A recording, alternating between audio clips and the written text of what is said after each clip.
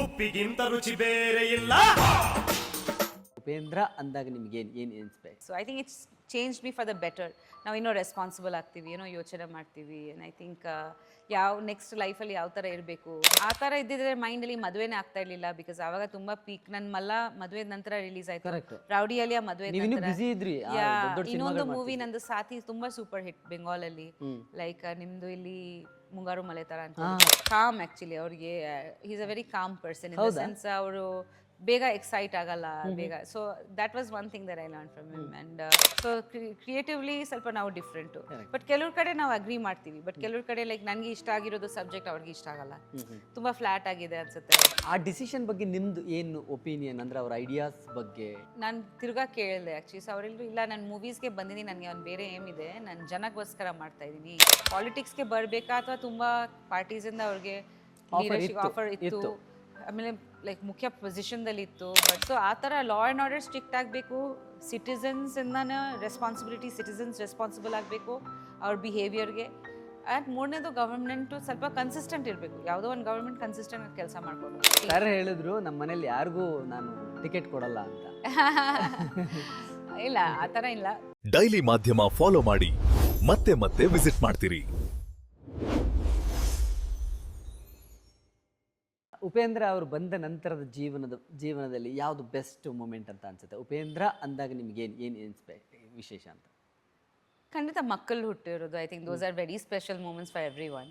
AYUSH and Aishwarya ಹುಟ್ಟಾದ್ಮೇಲೆ I think I changed a lot. Actually ನನಗೆ ಹೆಂಡತಿ ಐ ಥಿಂಕ್ ಉಪೇಂದ್ರ ಅವ್ರದ್ದು ನಂದು ರಿಲೇಷನ್ಶಿಪ್ ಆಲ್ಮೋಸ್ಟ್ 3 ವರ್ಷದಿಂದ ನಾವು ಕ್ಲೋಸ್ ಆಗಿದ್ವಿ.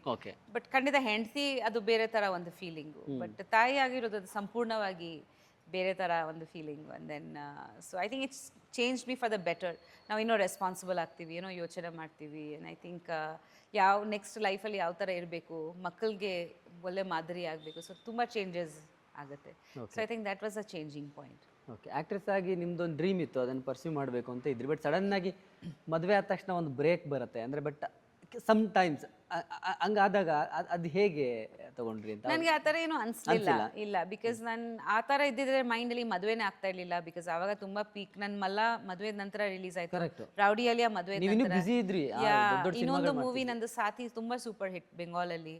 ಲೈಕ್ ನಿಮ್ದು ಇಲ್ಲಿ ಮುಂಗಾರು ಮಲೆ ಥರ ಅಂತ ಆ ಥರ ಹಿಟ್ಟು. ಇನ್ನೊಂದು ಮೂವಿ ಹಠಾತ್ ಬೃಷ್ಟಿ ಇನ್ನೂ ಹಿಟ್ಟು ಬಾಂಗ್ಲಾದೇಶಲ್ಲಿ 1 ವರ್ಷ ಹೋಗಿತ್ತು, ದಿಲ್ವಾಲೆ ದುಲ್ಹನಿಯಾ ಥರ ಹಿಟ್ಟು. ಸೊ ಈ ಥರ ಬೇರೆ ಬೇರೆ ಬೇರೆ ಜಾಗದಲ್ಲಿ ಒಳ್ಳೆ ಮಾರ್ಕೆಟು ಇತ್ತು ಅವಾಗ. ಬಟ್ ನಂದು ಅದು ಡಿಸಿಷನ್ ನಾನು ನಾನೇ ತಗೊಂಡಿರೋ ಡಿಸಿಷನ್. ಸೊ ನನಗೆ ಅದು ಖುಷಿ ಕೊಡ್ತು. ನಾನು ಯಾವಾಗ ನಂಗೆ ತುಂಬ ಮಕ್ಕಳಂದ್ರೆ ನಂಗೆ ತುಂಬ ಇಷ್ಟ. ಸೊ ನಾನು ನನಗೆ I wanted to spend time with my kids. Like ಮಕ್ಕಳಾದ್ಮೇಲೆ ಮಕ್ಕಳ ಜೊತೆ ಟೈಮ್ ಸ್ಪೆಂಡ್ ಮಾಡೋದು ಅದು ತುಂಬ, ಬಿಕಾಸ್ ಆ ಸಂದರ್ಭಗಳು ನಮ್ಗೆ ಆಮೇಲೆ ಸಿಕ್ಕಲ್ಲ. ಅವ್ರು ದೊಡ್ಡವರಾಗ್ತಾರೆ, ಮೂವೀಸ್ ಇದ್ದೇ ಇರುತ್ತೆ ಅಂತ ಅನಿಸ್ತು ನನಗೆ. ಬಟ್ ಇದೆಲ್ಲ ಸ್ಪೆಷಲ್ ಮೂಮೆಂಟ್ಸ್ ಜೀವನದಲ್ಲಿ. ಸೊ ಇದು personal choice and personal time ನನಗೆ. ಸೊ ಅದ್ರ ಬಗ್ಗೆ ನನಗೆ ಯಾವುದೂ ರಿಗ್ರೆಟ್ಸ್ ಇಲ್ಲ. I am very happy. And ಖಂಡಿತ ನಾನು ಅನ್ಕೊಂಡಿರಲಿಲ್ಲ ದ್ಯಾಟ್ ನಾನು ಮತ್ತೆ ವರ್ಕ್ ಮಾಡ್ತೀನಿ ಅಥವಾ ಏನು ಅಷ್ಟೊಂದು ಕ್ಯಾಲ್ಕುಲೇಟಿವ್ ಆಗಿ ನಾನು ಡಿಸಿಷನ್ಸ್ ಇಲ್ಲ. I just followed my heart. Go with the flow. ಆ ಥರ. ಉಪೇಂದ್ರ ಅವರಿಂದ ನೀವು ಕಲ್ತಿದ್ದೇನು ಅಂತ? ಅವ್ರು ತುಂಬ ಕಾಮ್. ಆ್ಯಕ್ಚುಲಿ ಅವ್ರಿಗೆ is a very calm person in the sense ಅವರು ಬೇಗ ಎಕ್ಸೈಟ್ ಆಗಲ್ಲ ಬೇಗ. So that was one thing that I learn from him. And ಅವ್ರು ತುಂಬ ಸರಳ. ಆ್ಯಕ್ಚುಲಿ ಅವ್ರ ಮನಸ್ಸು ತುಂಬ ಸರಳ. ಆ್ಯಕ್ಚುಲಿ ಅಷ್ಟೊಂದು ದೊಡ್ಡ ಸ್ಟಾರ್ ಆದ್ಮೇಲೆನು ಈಸ್ ವೆರಿ ಕ್ಲಿಯರ್. ಯೋಚನೆ ಮಾಡಲ್ಲ. ಇಲ್ಲ, ಯಾವ್ದ್ರ ಬಗ್ಗೆ ಇಲ್ಲ. ಅವರು ಸ್ವಲ್ಪ simple, down to earth. So ಎಲ್ಲ ಅದು ಆ ಕ್ವಾಲಿಟೀಸ್ ಎಲ್ಲ ತುಂಬ ಚೆನ್ನಾಗಿದೆ. And is got a very good heart. ಅದು ತುಂಬ ಇಷ್ಟ ಆಯಿತು ನನಗೆ, ಮೊದಲಿಂದನೇ ಅದು ತುಂಬ ಇಷ್ಟ ಆಯಿತು ನನಗೆ. ಬಿಕಾಸ್ ಐ ಥಿಂಕ್ ಒಂದು ವ್ಯಕ್ತಿದು ಐ ಥಿಂಕ್ ಓಕೆ ಅವರು ಸ್ಟಾರ್ ಅದೆಲ್ಲ okay fine, but is a good son. ಅಪ್ಪ ಅಮ್ಮಂಗೆ ತುಂಬ ಕೇರ್ ತೊಗೊತಿದ್ದೆ ಇವತ್ತು ಕೂಡ. And he's got a very good heart. ತುಂಬ ಲೈಕ್ ಜನರಸ್ ಅವರು, ತುಂಬ ಕೈಂಡ್ ಆ್ಯಕ್ಚುಲಿ ಅವರು. ಸೊ ಅದು ಸೆನ್ಸಿಟಿವ್, ಕೈಂಡ್, ಯಾರ ಜೊತೆ ಕೆಟ್ಟದಾಗಿ ಬಿಹೇವ್ ಮಾಡಲ್ಲ ಅವರು, ರೂಡಾಗಿ ಮಾತಾಡಲ್ಲ. ಸೊ ಅದೆಲ್ಲ ತುಂಬ ಇಂಪಾರ್ಟೆಂಟ್ ಕ್ವಾಲಿಟೀಸ್. ಸೊ ನನಗೆ ಅದೆಲ್ಲ ತುಂಬ ಇಷ್ಟ ಆಯಿತು. ಇಬ್ಬರು ಸೆಲೆಬ್ರಿಟಿ ಆಗಿದ್ದಾಗ ಇಬ್ಬರದು ಕೆಲವು ಆಯ್ಕೆಗಳಿರ್ತವೆ. ಕೆಲವು ಅವ್ರಿಗೆ ಬೇಕು ಅನಿಸಿದ್ದು ಸಮ್ಟೈಮ್ಸ್ ನಿಮಗೆ ಬೇಡ ಅನಿಸಿರ್ಬಹುದು, ಅಥವಾ ನಿಮಗೆ ಬೇಕು ಅನಿಸಿದ್ದು ಅವ್ರಿಗೆ ಬೇಡ ಅನಿಸಿರ್ಬೋದು. ಆ ಥರ ಸಿಚುವೇಶನ್ಸ್ ಬರುತ್ತೆ. ಆ ಥರದ್ದು ಯಾವುದಾದ್ರೂ ಬಂದಿದೆ? ಉಪೇಂದ್ರ ಅವ್ರು ಯಾವುದಾದ್ರೂ ಹೇಳಿದ ವಿಚಾರ ನನಗೆ ಅದು ಬೇಡ ಅಂತ ಅನಿಸಿದ್ದು ಆ ಥರದ್ದು ಯಾವುದಾದ್ರು, ಅಥವಾ ನೀವು ಹೇಳಿದ ತಕ್ಷಣ ಅವ್ರು ಅಕ್ಸೆಪ್ಟ್ ಮಾಡ್ಕೊಳ್ಳದೆ ಇರೋದು? ಐ ಥಿಂಕ್ ನಮ್ಮದು style of film I think ನಾವು ಲೈಕ್ ಅವ್ರಿಗೆ ಒಂಥರ ಜಾನರ್ ಇಷ್ಟ, ನನಗೆ ಇನ್ನೊಂದು ಥರ ಜಾನರ್ ಇಷ್ಟ. ಲೈಕ್ ನಾನು ಸ್ವಲ್ಪ ರಿಯಲಿಸ್ಟಿಕ್ ಮೂವೀಸ್ ಜಾಸ್ತಿ ನೋಡ್ತೀನಿ. ಓಕೆ, ಅವರು ಸಟಲ್ ಆಗಿರ್ಬೇಕು, ರಿಯಲಿಸ್ಟಿಕ್ ಅವರು ಇನ್ನೊಂದು ಚೂರು ಅವ್ರದ್ದು ಐಡಿಯಾ ಆಫ್ ಫಿಲ್ಮ್ ಸ್ವಲ್ಪ ಡಿಫ್ರೆಂಟ್. ಅವ್ರು ತುಂಬ creative, larger then life like ಅವ್ರ ಮೂವೀಸು. ಸೊ ನಾನು ಅದು ಒಂದೊಂದ್ಸತಿ ಲೈಕ್ ಅದು ಅಲ್ಲಿ ಒಂದು but ಅಟ್ಸ್ a good thing actually. ಒಂದು ಡಿಫ್ರೆನ್ಸಸ್ ಇರಬೇಕು. ಸೊ ಕ್ರಿಯೇಟಿವ್ಲಿ ಸ್ವಲ್ಪ ನಾವು ಡಿಫ್ರೆಂಟು. ಬಟ್ ಕೆಲವ್ರ ಕಡೆ ನಾವು ಅಗ್ರಿ ಮಾಡ್ತೀವಿ, ಬಟ್ ಕೆಲವ್ರ ಕಡೆ ಲೈಕ್ ನನಗೆ ಇಷ್ಟ ಆಗಿರೋದು ಸಬ್ಜೆಕ್ಟ್ ಅವ್ರಿಗೆ ಇಷ್ಟ ಆಗಲ್ಲ, ತುಂಬ ಫ್ಲಾಟ್ ಆಗಿದೆ ಅನ್ಸುತ್ತೆ ಅವ್ರಿಗೆ, ಬಟ್ ನನಗೆ ಆ ಥರ ಇಷ್ಟ. ಸೊ ಆ ಥರ ಆಗತ್ತೆ. ಅದ್ರ ಅಲ್ಲದೆ ಐ ಥಿಂಕ್ ಮೊರಲೆಸ್ ಮ್ಯೂಸಿಕ್ ಕೂಡ ನನಗೆ ಸ್ವಲ್ಪ ಬೇರೆ ಥರ ಮ್ಯೂಸಿಕ್ ಇಷ್ಟ, ಅವ್ರಿಗೆ ಸ್ವಲ್ಪ ಬೇರೆ ಥರ ಆ ಥರ. ನೀವು ಸ್ವಲ್ಪ ಕ್ಲಾಸಿಕಲ್ ಇಷ್ಟಪಡ್ತೀವಿ? ಕ್ಲಾಸಿಕಲ್ ನನಗೆ ಸ್ವಲ್ಪ ಇಂಗ್ಲಿಷ್ ಮ್ಯೂಸಿಕ್ ಕೇಳ್ತೀನಿ, ನಾನು ಹಿಂದಿ ಕೇಳ್ತೀನಿ, ಅವ್ರು ಸ್ವಲ್ಪ ಕನ್ನಡ ಆ ಥರ ಕೇಳ್ತಾರೆ. ಇರೋ ಆ ಥರ ಅಬ್ರಿಂಗಿಂಗ್ ಮಾಸು, ಅವ್ರಿಗೆ ಸ್ವಲ್ಪ ಎಂಟರ್ಟೈನ್ಮೆಂಟ್ ಇಷ್ಟ. ಓಕೆ. ಸೊ ಬಟ್ ಅದಲ್ಲದೆ ಐ ಥಿಂಕ್ ತುಂಬ ಸಿಮಿಲಾರಿಟೀಸ್ ಇದೆ. ಲೈಕ್ ನಮ್ಮಿಬ್ರಿಗೆ ಸೀನಿಕ್ ಜಾಗಗಳು ಇಷ್ಟ, ಲೈಕ್ ಈಗ ನಮಗೆ ನೇಚರ್ ತುಂಬ ಇಷ್ಟ ನಮ್ಮಿಬ್ರಿಗೆ, ಪ್ಲಾಂಟ್ಸ್ ಆಗಲಿ, ಆಮೇಲೆ ಫುಡ್ ಇಷ್ಟ ನಮ್ಮಿಬ್ರಿಗೆ. So we have common things also. ಒಂಚೂರು ಡಿಫ್ರೆನ್ಸಸ್ ಇರಬೇಕು, ಇಲ್ಲಾಂದ್ರೆ ಬೋರ್ ಆಗ್ಬಿಡುತ್ತೆ ಅಲ್ವಾ? ಕರೆಕ್ಟ್. ಹೌದು, ನಿಜ. ಅದು ಇಬ್ಬರದ್ದು ಸೇಮ್ ಇದ್ದಾಗ, ಚೇಂಜ್ ಇದ್ದಾಗ ಆಕ್ಚುಲಿ ಚೆನ್ನಾಗಿರುತ್ತೆ, ಅದು ಜೆಲ್ ಆಗೋದಿದೆಯಲ್ಲ, beautiful thing. We agree to differ ಅಂತ ಅಲ್ವಾ? ಸೊ ಮದುವೆ ಆದ್ಮೇಲೆ ಹೋಗಿದ್ ಸಿನಿಮಾ ಯಾವ್ದು ನಿಮ್ದು ಫಸ್ಟ್ ನೋಡಿದ್ ನೆನಪಿದ್ಯಾ? ಥಿಯೇಟರ್ಗೆ ಹೋಗಿ ಅಥವಾ ಹೊರಗಡೆ ಹೋಗಿ? ಯಾವುದೋ ಒಂದು ಸುನಾಮಿ ಬಗ್ಗೆ ನೋಡಿದ್ವಿ. ಅವಾಗ ನಾನು ಪ್ರೆಗ್ನೆಂಟ್ ಆಗಿದ್ದೆ, ಆಯುಷ್ ಜೊತೆ ಬಾಂಬೆಗೆ ಬಂದಿದ್ರು ಅವರು. ಸೊ ಯಾವುದೋ ಸುನಾಮಿ ಬಗ್ಗೆ ಒಂದು ಮೂವಿ ಬಂದಿತ್ತು, ನೀರೆಲ್ಲ ಬರುತ್ತೆ, ಅದೇ ರಿಲೀಸ್ ಆಗಿತ್ತು ಅನ್ಸುತ್ತೆ. ಓಕೆ. Back in early 2003-4. ನಾವು ಜಾಸ್ತಿ ಮೂವೀಸ್ ಹೋಗ್ಲೇ ಇಲ್ಲ ಅನ್ಸುತ್ತೆ ಜೊತೆಲಿ. ಇವಾಗ ಹೋಗ್ತೀರಾ ಇಡೀ ಫ್ಯಾಮಿಲಿ ಹೋದ್ರೆ? ಯಾವ ತರ ಸಿನಿಮಾ? ಯಾ ಓಕೆ. ತುಂಬಾ ಚೆನ್ನಾಗಿರೋದು ಮೂವೀಸ್ ನೋಡ್ಬೇಕಂತ, ಬಿಕಾಸ್ ನಮ್ಮಲ್ಲಿ ಮನೆಯಲ್ಲಿ ನೋಡ್ತೀವಿ ನೀವು ಜಾಸ್ತಿ. ಇಲ್ಲೇ ನೋಡ್ತೀರಿ? ಬಟ್ ಹೋಗ್ತೀವಿ. ಕಾಂತಾರಾಗ್ ಹೋಗಿದ್ವಿ ಜೊತೆಲಿ, ಬಾಂಬೆಗೆ KGF ಹೋಗಿದ್ವಿ. ಆಮೇಲೆ ಇಂಗ್ಲಿಷ್ ಮೂವಿ ಲಾಸ್ಟ್ ಅಬ್ಸೆಷನ್ಗೆ ಹೋಗಿದ್ವಿ. ಅಬ್ಸೆಷನ್ ಅಂತ ಒಂದು ಮೂವಿ ಬಂದಿತ್ತು, ಅದಕ್ಕೆ ಹೋಗಿದ್ವಿ. ನಾನೇ ಕರ್ಕೊಂಡು ಹೋಗ್ತೀನಿ, ಅವ್ರು ಜಾಸ್ತಿ ಬೇಗ ಬರಲ್ಲ, ನಾನು ಹೋಗ್ಲೇಬೇಕು ಬರಲೇಬೇಕು ಅಂದ್ಬಿಟ್ಟು ಕರ್ಕೊಂಡು ಹೋಗ್ತೇನೆ. ಉಪೇಂದ್ರ ಅವರ ಪ್ರಜಾಕೀಯದ ಬಗ್ಗೆ ಸಾಕಷ್ಟು ಕ್ರಿಟಿಸಿಸಮ್ ಆಗ್ತಿದೆ, ಒಬ್ಬೊಬ್ರು ಒಂದೊಂದು ರೀತಿಯಲ್ಲಿ. ಅದು ಆ ಡಿಸಿಷನ್ ಬಗ್ಗೆ ನಿಮ್ದು ಏನು ಒಪಿನಿಯನ್? ಅಂದರೆ ಅವ್ರ ಐಡಿಯಾಸ್ ಬಗ್ಗೆ ಏನು ಅನಿಸುತ್ತೆ ನಿಮಗೆ? ಅಂದರೆ ಅವ್ರು ತಗೊಂಡಿದ್ದ ಡಿಸಿಷನ್ ಏನು ಅನಿಸುತ್ತೆ ನಿಮಗೆ? ಅವರು ತುಂಬ ಯೋಚನೆ ಮಾಡಿ ಡಿಸಿಷನ್ ತೊಗೊಂಡಿದ್ದಾರೆ ಆ್ಯಕ್ಚುಲಿ. ನಾನು ಅವ್ರಿಗೆ ಫಸ್ಟ್ ಟೈಮ್ ಭೇಟಿ ಆಗಿದಾಗ ಅವರು, ನಾನು ಸಿನಿಮಾದಲ್ಲಿ ಸುಮ್ಮನೆ ಬಂದಿಲ್ಲ, ನನಗೆ ಒಂದು ಏಮ್ ಇದೆ ಅಂತ. ಏನಂದರೆ ನಾನು ಜನಕ್ಕೆ ಹೆಲ್ಪ್ ಮಾಡಬೇಕು. ಇದು ನಾನು 2000 ಆಗಸ್ಟ್ ಹೇಳ್ತಾ ಇದ್ದೀನಿ, 2000 ಸೆಪ್ಟೆಂಬರಲ್ಲಿ ಅವ್ರ ಬರ್ತ್ಡೇ ನಾವೆಲ್ಲ ಜೊತೆಲಿ ಇದ್ವಿ ಫಸ್ಟ್ ಟೈಮು. ಸೊ ಅವಾಗ ನಾವು ರಾಮೋಜಿ ಅವ್ರ ಫಿಲ್ಮ್ ಸಿಟಿಯಲ್ಲಿ ಇದ್ವಿ. ತುಂಬ ಲೈಕ್ ಅವ್ರು ಏನೋ ಯೋಚನೆ ಮಾಡ್ತಿದ್ರು, ನನಗೆ ಜಸ್ಟ್ ಪರಿಚಯ ಆಗಿತ್ತು ಅವಾಗ, ಅಷ್ಟೊಂದು ಗೊತ್ತಿರಲಿಲ್ಲ. ಸೊ ನಾನು ಸುಮ್ಮನೆ ಕ್ಯಾಶುವಲಾಗಿ ಕೇಳಿ, ಅಲ್ಲ ನಿಮ್ಮ ಬರ್ತ್ಡೇ ಅಲ್ವಾ ಸರ್, ಯಾಕೆ ಅಷ್ಟು ಬೇಜಾರಲ್ಲಿದ್ದೀರಾ ಅಂದರೆ, ಇಲ್ಲ ನಾನು ಯೋಚನೆ ಮಾಡ್ತಾ ಇದ್ದೆ, ನಾನು ಬೇರೆ ಏನೋ ಯೋಚನೆ ಮಾಡ್ತಿದ್ದೆ. ಸರ್ ಏನು ಯೋಚನೆ ಮಾಡ್ತಿದ್ದೆ? ಇಲ್ಲ ನಿಮ್ಗೆ ನನ್ನ ಹಿಸ್ಟ್ರಿ ಎಲ್ಲ ಗೊತ್ತಿಲ್ಲ ಅಂತ ಹೇಳ್ತಿದ್ರು. ಆಮೇಲೆ ತಿಳ್ಕೊಂಡಾದ್ಮೇಲೆ ಗೊತ್ತಾಯಿತು ದಟ್ ಅವರು ತುಂಬ ಲೋ ಇನ್ಕಮ್ ಇದರಿಂದ ಬಂದಿರೋದು, ತುಂಬ ಸ್ಟ್ರಗಲ್ ಮಾಡಿದ್ರು. ಅದು ನನಗೆ ಆವಾಗ ಗೊತ್ತಿರಲಿಲ್ಲ.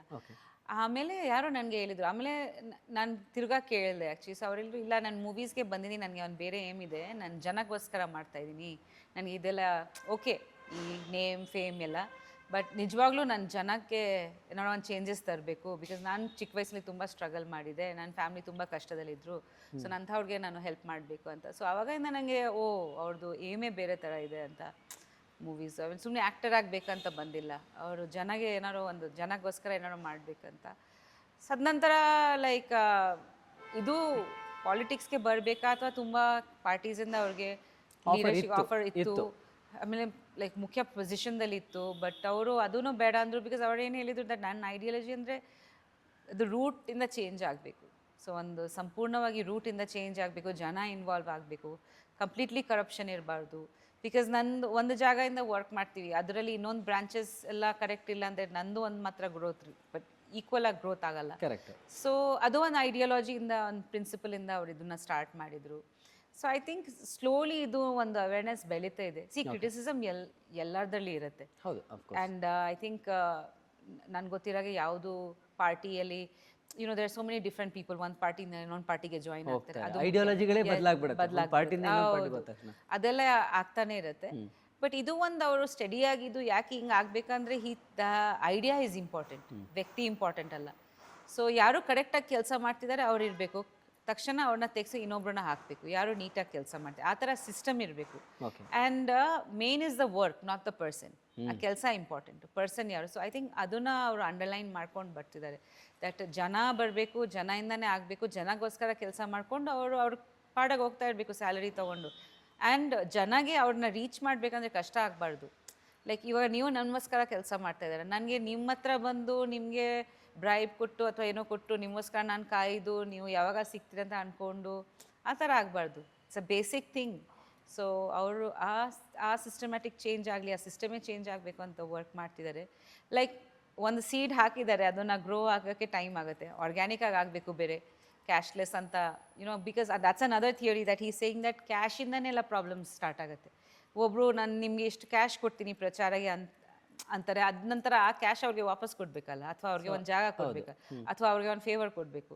ಸೊ ಅದು ಯಾಕೆ ಅಷ್ಟು ಲಕ್ಷಾಂತರ ಕೋಟಿ ರೂಪಾಯಿಗಳು ಯಾಕೆ ಅಂತ ವೇಸ್ಟ್ ಆಗೋದು ಪ್ರಚಾರದಲ್ಲಿ? ಅದು ಟ್ಯಾಕ್ಸ್ ಮನಿ ಅಲ್ವಾ ಅಂತ, ದುಡ್ಡು ಎಲ್ಲಿಂದ ಬರ್ತಿದೆ? ಸೊ ಅದ್ರ ಬದಲು ಆ ದುಡ್ಡನ್ನ ಇಟ್ಕೊಂಡು ನಾವು ಚೇಂಜಸ್ ಮಾಡಬೇಕು. ಇನ್ಫ್ರಾಸ್ಟ್ರಕ್ಚರ್ ಚೇಂಜಸ್ ಬೇಕೇ ಬೇಕು. ಎಸ್ಪೆಷಲಿ ಬ್ಯಾಂಗ್ಳೂರ್ನಲ್ಲಿ ಐ ಥಿಂಕ್ ಕೆಲವ್ರ ಕಡೆ ರೋಡ್ಸ್ ಆಗಲಿ, ಈ ಕಸದ ಸಮಸ್ಯೆ ಆಗಲಿ, ಸೊ ಇದೆಲ್ಲ ರೆಗ್ಯುಲೇಟ್ ಆಗಬೇಕು. ಅದರಲ್ಲಿ ಬೇಸಿಕ್ ಥಿಂಗ್ಸು, ರೋಡ್ಸ್ ಚೆನ್ನಾಗಾಗಬೇಕು, ಈ ರೈನ್ ವಾಟರ್ ಆಗಲಿ, ಪವರ್ ಸಿಸ್ಟಮ್ ಆಗಲಿ, ಸ್ಟ್ರೀಟ್ ಲೈಟ್ಸ್ ಆಗಲಿ. ಬೇರೆ ಗವರ್ಮೆಂಟ್ಸು ವರ್ಕ್ ಮಾಡ್ತಾ ಇಲ್ಲ ಅಂತ ಅಲ್ಲ, ವರ್ಕ್ ಮಾಡ್ತಿದ್ದಾರೆ, ಬಟ್ ಇನ್ನೂ ಹೆಚ್ಚಾಗಿ ಚೆನ್ನಾಗಾಗಬೇಕು. ಸೊ ಅದಕ್ಕೆ ಏನು ಯಾವ ರೀತಿ ಆಗಬೇಕು ಅಂತ ಅದನ್ನು ಸಿಸ್ಟಮ್ ಇನ್ನೂ ಚೆನ್ನಾಗಿ ಮಾಡಬೇಕು. Okay okay. ಪ್ರಜಾಕೀಯದ ಬಗ್ಗೆ ಇನ್ನೊಂದು ಪ್ರಶ್ನೆ ನಂದು. ನಾನು ರೀಸೆಂಟಾಗಿ ಉಪಿ ಸರ್ದು ಇಂಟರ್ವ್ಯೂ ಮಾಡುವಾಗಲೂ ಕೂಡ ಅವ್ರಿಗೂ ಕೇಳಿದೆ. ಸೊ ತುಂಬ ಟೈಮ್ ತೊಗೊಳ್ತಿದೆ. ಎಸ್, ನೀವು ಹೇಳಿದಾಗೆ ಈಗ ಬೀಜ ಹಾಕಿದರೆ ಅದು ಬೆಳಿಲಿಕ್ಕೆ ಟೈಮ್ ತೊಗೊಳ್ಳುತ್ತೆ, ಆರ್ಗ್ಯಾನಿಕ್ ಆಗಿ ಬೆಳಿಬೇಕು, ಆರ್ಗ್ಯಾನಿಕ್ ಆಗಿ ಬೆಳಿಬೇಕು. ಬಟ್ ಸ್ಟಿಲ್ ಇವತ್ತಿನ ಪರಿಸ್ಥಿತಿಗೆ ಎಸ್, ಲೀಡರ್ ಅನ್ನೋ ಕಾನ್ಸೆಪ್ಟ್ ಇಲ್ಲ ಅಂತ ಉಪಿ ಸರ್ ಹೇಳಿದ್ರು. That's really nice thing. ನಾವೆಲ್ಲರನ್ನೂ ಲೀಡರ್ಸ್ ಅಂತೀವಿ, ಅವ್ರು ಲೀಡರ್ಸ್ ಅಲ್ಲ, ಅವ್ರು ನಮ್ಮ ಕೆಲಸ ಮಾಡೋಕೆ ಬಂದಿರೋ ಸೇವಕರು, ಅವರು ಕೆಲಸಗಾರರು ಅಂತ. ಬಟ್ ಸ್ಟಿಲ್ ಲೀಡರ್ಸ್ ಅಲ್ಲದೆ ಇದ್ರೂ ಕೂಡ ಲೀಡ್ ಮಾಡೋಕೆ ಒಬ್ಬ ವ್ಯಕ್ತಿ ಅಲ್ಲಿರ್ಬೇಕು, ಗ್ರೌಂಡ್ ಲೆವೆಲಲ್ಲಿ ಇರಬೇಕಾಗುತ್ತೆ. ಖಂಡಿತ. ಸೊ ಎಲ್ಲರೂ ನೀವೇ ಬಂದು ನೀವೇ ಆಯ್ಕೆ ಮಾಡ್ಕೊಳ್ಳಿ, ನೀವೇ ಲೀಡ್ ಮಾಡಿ ಅಂತ ಹೇಳಿದಾಗ ಸಾಕಷ್ಟು ಗೊಂದಲಗಳಾಗೋ ಸಾಧ್ಯತೆಗಳಿದೆ. ಒಬ್ಬರು ಲೀಡ್ ಮಾಡೋರು ಗ್ರೌಂಡಲ್ಲಿ ಇರಬೇಕು ಅಂತ. ಸೊ ಇದನ್ನು ನಾನು ಉಪಿ ಸರ್ ಜೊತೆ ಮಾತಾಡುವಾಗಲೂ ಚರ್ಚೆ ಆಯಿತು. ಇಲ್ಲ, ಅದನ್ನು ಜನನೇ ಮಾಡಬೇಕು ಅಂತ ಹೇಳಿದರು. ಅಂದರೆ ಇದು ಎಲ್ಲೋ ಒಂದು ಕಡೆ ಸ್ವಲ್ಪ ಗೊಂದಲಗಳು ಜಾಸ್ತಿ ಆಗುತ್ತೆ. ಅಂದರೆ ಒಬ್ರು ಯಾರಾದರೂ ಲೀಡ್ ಮಾಡೋರಿದ್ದಾಗ ಜನ ಐ ಥಿಂಕ್ ಇನ್ನೂ ಜಾಸ್ತಿ ಅದಕ್ಕೆ ಫ್ಲೋ ಸಿಗ್ಬೋದೇನೋ, ಇನ್ನು ಸ್ವಲ್ಪ ಸ್ಪೀಡ್ ಸಿಗ್ಬೋದೇನೋ ಅಂತ ಅನ್ಸುತ್ತೆ. ಇದ್ರ ಬಗ್ಗೆ ನಿಮ್ಮ ವ್ಯೂ ಏನು ಅಂತ opinion? So I think possibly he is saying that ಲೀಡರ್ಸ್ಗೆ ತುಂಬ ಪ್ರಾಮುಖ್ಯತೆ ಕೊಡಬೇಡಿ. ಓಕೆ, ಯಾರೊಬ್ರು ಲೀಡರ್ ಅನ್ಕೊಳ್ಳಿ, ಅವ್ರು ಲೀಡರ್. ಇವಾಗ ಟೀಚರ್ ಇರ್ತಾರೆ, ಅವ್ರು ಟೀಚರು. ಸೊ ಅವ್ರವ್ರ ಜಾಬ್ ಕರೆಕ್ಟಾಗಿ ಮಾಡಲಿ, ಅವ್ರಿಗೆ ತುಂಬ ಆ ಥರ ಸ್ಥಾನ ಕೊಡೋದು ಬೇಡ ಅಂತ ಅವ್ರು ಹೇಳ್ತಾರೆ. ಅವರು ಮಿಂಗಲ್ ಆಗಿ ವರ್ಕ್ ಮಾಡಬೇಕು, together with the people. So ನನಗೆ ಯಾವಾಗ ಅನಿಸುತ್ತೆ, even today, like citizens involvement ತುಂಬ ಇಂಪಾರ್ಟೆಂಟ್ ಗವರ್ನೆನ್ಸ್ನಲ್ಲಿ. ಇವಾಗ ಒಂದು ಸಿಟಿ, ಬ್ಯಾಂಗ್ಳೂರ್ ಅಂದ್ಕೊಳ್ಳಿ, ನಮ್ಮ ಸಿಟಿ ಅದು. ಸೊ ನಾವು ಇನ್ವಾಲ್ವ್ ಆಗಿ ಇವಾಗ ಸದಾಶಿವ್ ನಗರ್ ಅಂದ್ಕೊಳ್ಳಿ, ಸದಾಶಿವ್ ನಗರ್ ಅಸೋಸಿಯೇಷನ್ ಇದೆ. ಸದಾಶಿವ್ ನಗರಲ್ಲಿ ಟ್ರೀಸ್ ಇರಬೇಕು, ಸದಾಶಿವ್ ನಗರಲ್ಲಿ ವೆಂಡರ್ಸ್ ಓಡಾಡಬಾರ್ದು, ಸದಾಶಿವ್ ನಗರಲ್ಲಿ ಕಸ ಎಲ್ಲಿ ಬೇಕಾದ್ರೆ ಹಾಕಂಗಿಲ್ಲ. ಒಂದು ಜಾಗ ನಾವು ನೀಟ್ ಮಾಡ್ಬೋದು ಅಂದರೆ ಇಡೀ ಬ್ಯಾಂಗ್ಳೂರು ಯಾಕೆ ಆಗಲ್ಲ? ಬಿಕಾಸ್ ಜನನೂ ನಮ್ಮ ಬನಶಂಕರಿ ಮನೆ ಹತ್ರ ಒಂದು ಜಾಗ ಇದೆ, ಅಲ್ಲಿ ಸಿಸ್ಟಮ್ಯಾಟಿಕ್ಲಿ ಬಂದು ಕಸ ಡಂಪ್ ಮಾಡ್ತಾರೆ. ನಾನು ಒಂದ್ಸತಿ BBMP ಅವ್ರಿಗೆ ಫೋನ್ ಮಾಡಿ ಹೇಳಿದೆ, ಸರ್ ಇದು ಪಾರ್ಕ್ ಆಗ್ಬೋದು, ಅದ್ರ ಪಕ್ಕದಲ್ಲಿ ತುಂಬ ಮೀನ್ಸ್ ಬೇರೆ ಥರ ಹೌಸಿಂಗ್ ಸಿಸ್ಟಮ್ ಇದೆ, ಮಕ್ಕಳೆಲ್ಲ ರೋಡಲ್ಲಿ ಓಡಾಡ್ತಾರೆ, ಇಲ್ಲಿ ಕಸ ಇದ್ದರೆ ಅಲ್ಲಿಂದ ವೈರಲ್ಗಳು, ಟಾಕ್ಸಿಕ್, ಬಿಸಿಲು ಬಿದ್ದು. ಸೊ ಅವ್ರು ಒಂದ್ಸತಿ ಅದು ಪೂರ್ತಿ ಕ್ಲೀನ್ ಅಪ್ ಮಾಡಿದ್ದು. ತಿರ್ಗಾ ಏನಾಯ್ತು, ಆಫ್ಟರ್ 1 ವೀಕ್ ತಿರ್ಗಾ ಅದೇ ಜಾಗಲ್ಲಿ ಬಂದು ಕಸ ಹಾಕೋಕ್ಕೆ ಸ್ಟಾರ್ಟ್ ಮಾಡಿದ್ರು. ಸೊ ಒಂದು ಖಾಲಿ ಸೈಟ್ ಅಂದರೆ ಕಸ ಡಂಪ್ ಆಗಿಬಿಡುತ್ತೆ. ಒಂದು ರೋಡ್ ಮೇಲೆ ಜನ ಬಂದು ಅದನ್ನು ಟಾಯ್ಲೆಟ್ ಥರ ಯೂಸ್ ಮಾಡಿಬಿಡ್ತಾರೆ. ಜನ ಚೇಂಜ್ ಆಗಬೇಕು. ಪ್ರತಿಯೊಂದು ಸಿಟಿಸನ್ಸ್ಗೆ ಒಂದು ಅವ್ರದ್ದು ಸ್ವಂತ ಜವಾಬ್ದಾರಿ ಇದೆ, ದಟ್ ನಮ್ಮ ಸಿಟಿನ ನಾವು ಮೇಂಟೈನ್ ಮಾಡಬೇಕು ಅಂತ. ಒಂದು ಸ್ವಂತ ನಂದು ಒಂದು ಆ್ಯಸ್ ಅ ರೆಸ್ಪಾನ್ಸಿಬಲ್ ಸಿಟಿಸನ್ ನಾವು ರೂಲ್ಸ್ ಫಾಲೋ ಮಾಡಬೇಕು. ನಾವು ನಮ್ಮ ದೇಶಕ್ಕೆ, ನಮ್ಮ ಸಿಟಿಗೆ ನಮ್ಮ ಮನೆ ಥರ ಟ್ರೀಟ್ ಮಾಡಬೇಕು. ಅಲ್ಲಿಂದನೂ ಆಗಬೇಕಲ್ಲ. ಅದು ಆಗಲಿಲ್ಲ ಅಂದರೆ ಹೇಗೆ? ಒಂದಷ್ಟು ರೂಲ್ಸ್ ಮಾಡ್ಬೋದು. ಆ್ಯಂಡ್ ಲಾ ಆ್ಯಂಡ್ ಆರ್ಡರ್ ಕೂಡ ಸ್ಟ್ರಿಕ್ಟ್ ಆಗಿರಬೇಕು. ಯಾಕೆ ಬೇರೆ ಕಂಟ್ರೀಸ್ಗೆ ನೀವು ಹೋಗಿದಾಗ ಅದು ಯಾಕೆ ಅದು ಸೇಮ್ ಪೀಪಲ್ ಆ ರೂಲ್ಸ್ ಫಾಲೋ ಮಾಡ್ತಾರೆ, ಅಲ್ಲಿ ಹೋಗಿ ಅವ್ರು ಮಾಡಲ್ಲ. ಬಿಕಾಸ್ ಅವ್ರಿಗೆ ತುಂಬ ಭಯ ಇದೆ. ಒಂದ್ಸತಿ ತಪ್ಪು ಮಾಡಿದರೆ ನಮ್ಗೆ $1,000 ತೊಗೊಂಡ್ಬಿಡ್ತಾರೆ. ಒಂದ್ಸತಿ ಡ್ರಿಂಕ್ ಆ್ಯಂಡ್ ಡ್ರೈವ್ ಅಂದರೆ ಊರಿಂದ ಆಚೆ ಕಲಿಸ್ಬಿಡ್ತಾರೆ. ಸೊ ಆ ಥರ ಲಾ ಆ್ಯಂಡ್ ಆರ್ಡರ್ ಸ್ಟ್ರಿಕ್ಟ್ ಆಗಬೇಕು. ಸಿಟಿಸನ್ಸಿಂದನೇ ರೆಸ್ಪಾನ್ಸಿಬಿಲಿಟಿ, ಸಿಟಿಸನ್ಸ್ ರೆಸ್ಪಾನ್ಸಿಬಲ್ ಆಗಬೇಕು ಅವ್ರ ಬಿಹೇವಿಯರ್ಗೆ.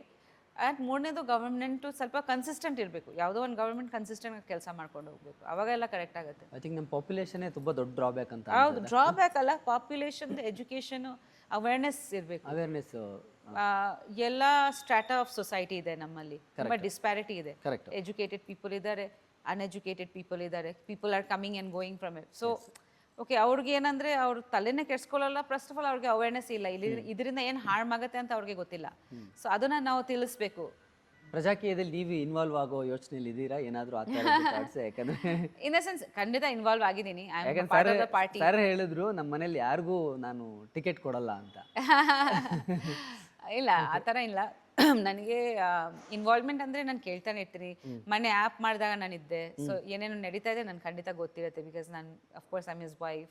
ಅದ್ರ ಜೊತೆಲಿ I am in the party also. ನನ್ನ ಪಾರ್ಟಿಯಲ್ಲಿದ್ದೀನಿ. ಬಟ್ ಚರ್ಚೆಗಳು ನಡೆಯುತ್ತೆ, ಲೈಕ್ ಏನೇನು ಚೇಂಜಸ್ ಆಗಬೇಕು ಖಂಡಿತ. Because I am also living here and I know ಏನೇನು ಇಶ್ಯೂಸ್ ನಡೀತಿದೆ. ಬಿಕಾಸ್ ನಾನು ತುಂಬ ಕಡೆ ಹೋಗ್ತಾನೆ ಇರ್ತೀನಿ. ಆ್ಯಂಡ್ ನಮ್ಮದು ಒಂದು ಫೌಂಡೇಶನ್ ಇದೆ, ಅದ್ರ ಮುಖಾಂತರ ಬೇರೆ NGOs ಜೊತೆಲೂ ಮಾತಾಡ್ತೀನಿ. ಎಸ್ಪೆಷಲಿ ಹೆಣ್ಮಕ್ಳಿಗೆ ಸಂಬಂಧಪಟ್ಟ ಇಶ್ಯೂಸ್, ಮಕ್ಕಳಿಗೆ ಸಂಬಂಧಪಟ್ಟ ಇಶ್ಯೂಸ್ ಏನೇನು ನಡೀತಿದೆ, ಕ್ರೈಮ್ಸ್, ಸೈಬರ್ ಕ್ರೈಮ್ ಇದೆಲ್ಲ. ಸೊ ನಾವು ಡಿಸ್ಕಸ್ ಮಾಡ್ತಾನೆ ಇರ್ತೀವಿ ಯಾವ ಥರ ಚೇಂಜಸ್ ಆಗಬೇಕು ಅಂತ. Okay. So yeah, in that way I am involve.